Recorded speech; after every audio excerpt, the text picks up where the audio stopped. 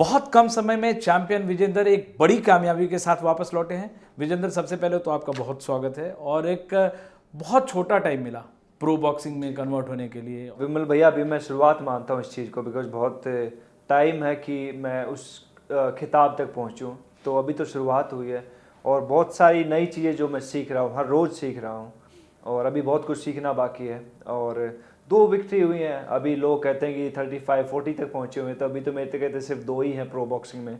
Technique wise भी बहुत change है। टेक्निक हाँ चेंज कर रहा हूँ अपने आप को, बिकॉज जो एक काम मैं 15 या 20 साल से करता आया था, उसमें अभी धीरे धीरे चेंज लेके आना थोड़ा सा कहते कि जल्दी होगा। मैं कहूँगी मैं बहुत चेंज हो गया हूँ, बट इतना चेंज हुआ, अभी स्टिल चेंज कर रहा हूँ मैं अपने आप को। चाहे फुटवर्क का स्टाइल हो, चाहे टेक्निक हो, चाहे डिफेंस हो, तो हर एक चीज़ को मैं अभी स्लोली आई थिंक मैं चेंज कर रहा हूँ। अच्छा, भिवानी में आपके गांव गया था जहाँ पे और भी जो प्रोफेशनल बॉक्सर हैं, गैब गोभी हैं, ये लोग जो सिखा रहे हैं, ये कहते हैं कि हम ओलंपिक्स के लिए सिखा रहे हैं, प्रोफेशनल बॉक्सिंग के लिए नहीं सिखा रहे हैं। आपके आने के बाद वो लगता है वो बदलाव आएगा। हमारी सबसे पहली सोच विमल भैया यही होती है कि हम किस लिए काम कर रहे हैं, बॉक्सिंग किस लिए कर रहे हैं, कि हमारे को एक सरकारी नौकरी मिले।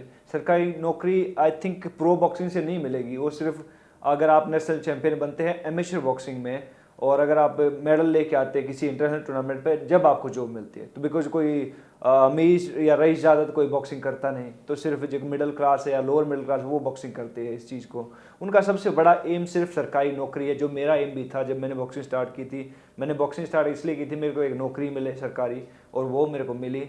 लेकिन मैं अभी टाइम है, कहते कि अभी लोग अभी स्टिल इस एमेचर को पसंद करते हैं, लेकिन अभी थोड़ा थोड़ा चेंज हो रहा है अभी। लेकिन सबको अपने स्टाइल के अलावा बहुत चीज़ बदलनी होगी। जैसे आपको मैंने देखा, आप बड़ी तेज़ी से अंग्रेजी बोल रहे थे वहाँ पे। जी, पर क्या करें सर, बड़ी मुश्किल से एसेंट समझ में आता है मेरे तो विमल भैया। अभी धीरे धीरे सीख रहा हूँ। ओके ये हाजिरी man, okay great, okay sir, sorry sir, से अगेन प्लीज़।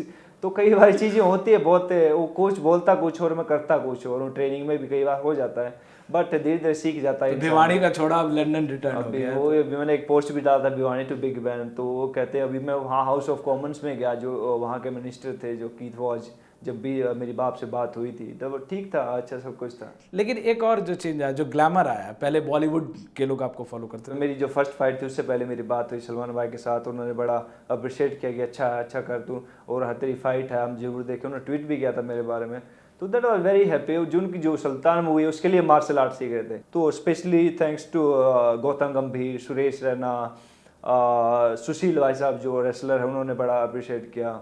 और बहुत सारी एक्ट्रेस हैं, उन्होंने बड़े ट्वीट किए थे। एक्ट्रेस के बीच में आप बहुत पॉपुलर है। जी, क्या करें, लोग प्यार इतना करते हैं।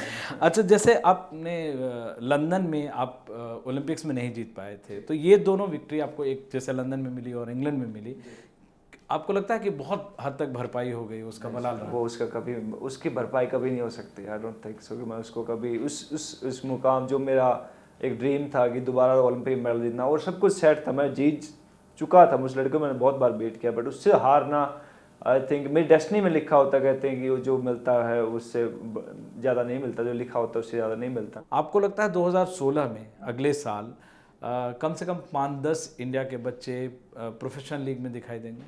100% जी, मैं उम्मीद करता हूँ। बिकॉज मैंने बताया कि पहले भी जो लोग अभी ओलंपिक के लिए क्वालिफाई के लिए अभी ट्रेनिंग कर रहे हैं पटियाला, मगर उनका क्वालिफाई नहीं होता है, तो मैं मानता हूँ कि वो 100% प्रो के इसमें आएंगे बॉक्सिंग में। बिकॉज एक ओलंपिक 4 साल के गैप के बाद होता है और बहुत मुश्किल होता है इतना लंबा वेट। चलिए, आपके फैंस और हम दुआ करेंगे कि आपको ऐसे ही काफ़ी सक्सेस मिले और इंडिया प्रोफेशनल बॉक्सिंग में भी बहुत नाम कमाए। जी, बस थैंक यू सो मच बात करने का।